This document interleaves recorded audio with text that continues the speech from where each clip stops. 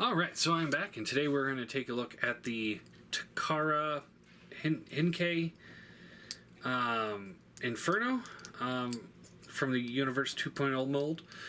This does have the TFC ladder upgrade here. Here's his original gun, nice and chromed out. So, you know, if you have this, it's kind of like a good option, I think, for bot mode or vehicle mode to give him the ladder. It does fold out. There's a hinge here, ratcheted, and then this does swivel, and then this can rotate at the base. It feels a little loose because it's just kind of like it just kind of plugs on, so it's not the most sturdy thing. So it's like, I like it. It's a cool option, but I'm not going to use it because I don't display my vehicles or my transformers in alt mode. So instead I'll just use that, and I think that looks good too. Yeah, so yeah, he looks good. Just like Inferno. Paint job's a little bit better than the Hasbro version. I can say that because it's got the chrome and stuff. Chrome bumper down there. Is that a chrome bumper or is that a sticker? I think that's a sticker.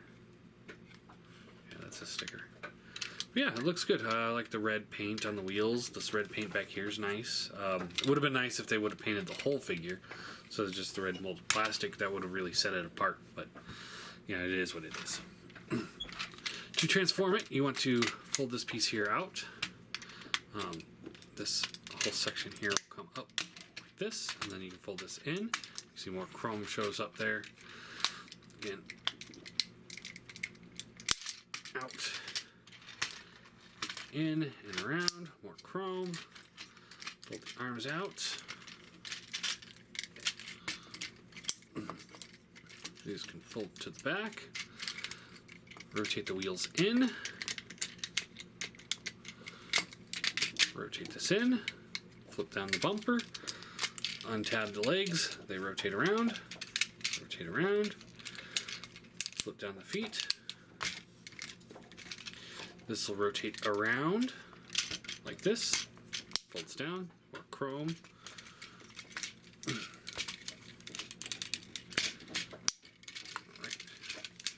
And then you want to flip the head forward, and then this will collapse onto the back.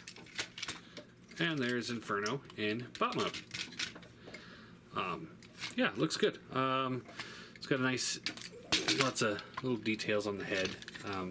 Little gold paint on the ears, silver paint on the face, silver paint on the head, white paint on the back here. Nope, those are stickers. I got this used, so it's like, are those stickers like Reaper labels or something else? Arms ratchet up and down,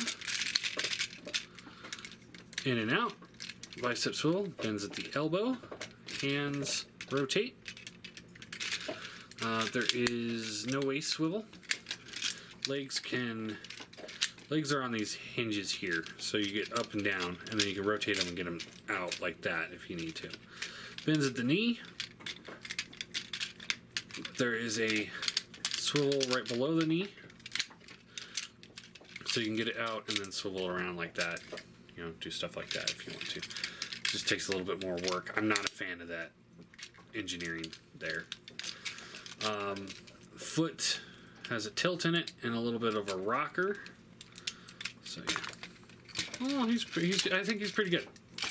I think we'll probably be seeing a lot of these guys hitting the aftermarket here real quick, both the Universe one and the Takara one, because now that we have third-party Infernos coming out and an official Inferno coming out, I think a lot of collectors are going to be giving them up, and I think that's why I was able to get mine for as cheap as I did. I think I got it like $30 or something like that, 30-40 bucks.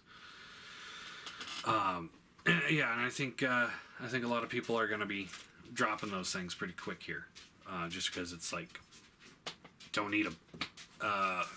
But for me, I did need them. So scale comparison, here he is with Prime there. He's a full head taller.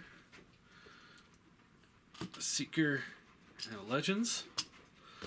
And yeah, I think he's a little bit big for Classics Prime. So If you're going to go this way, I'd go with Orion, or if you have him, the mini MP Prime, who's just about a half a head taller, I'd say. So yeah, I think they look good together. Yeah, I'm happy that I have them. I will give this guy a... I'm going to give him a 7 out of 10. And the only reason why I'm giving him a 7 out of 10 and not higher is because of how expensive this figure got in the aftermarket. Now, if this was a standard release and it was like still $25, I'd give it a 10 out of 10. I think it's a pretty good figure.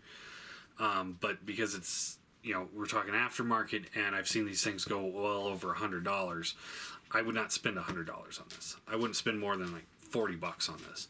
So, you know, if you can get it for under 40, then definitely pick it up. And also the joints. Every version of this mold I've had has had loose joints.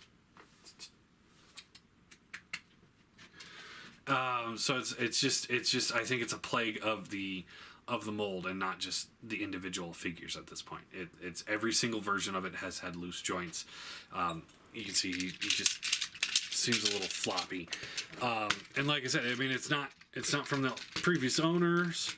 It's just the way the mold is. I've never had one that was super tight. You could go in and fix all the tolerances yourself with some super glue or some nail polish. And that'll definitely help it out. But yeah. All in all, it's a great figure. It's a good mold. I've always liked this mold. I've always thought it was fun. And like I said, you got the ladder here. So you can utilize the ladder if you want to, but having it hang off the arm there is not optimal for me. I prefer hanging off the gun to hang off the forearm like that. I think that looks better. But yeah, I do recommend it if you are a chug collector. I mean, you got to have an Inferno at some point, and there's not a lot of options for him out there. So it's what it is. Let's see. I just wish there was a way to plug this in right here or something like that. That's what I would like to do. You know, or even like this. But yeah, I can't.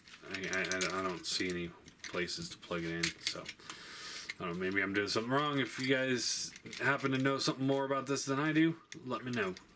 But yeah, it's a good figure. Good mold. It's always been a good mold. I'm happy to have it. I have the Takara version. I think it's much better than the Hasbro version, although still has its own flaws. So yeah, there you go.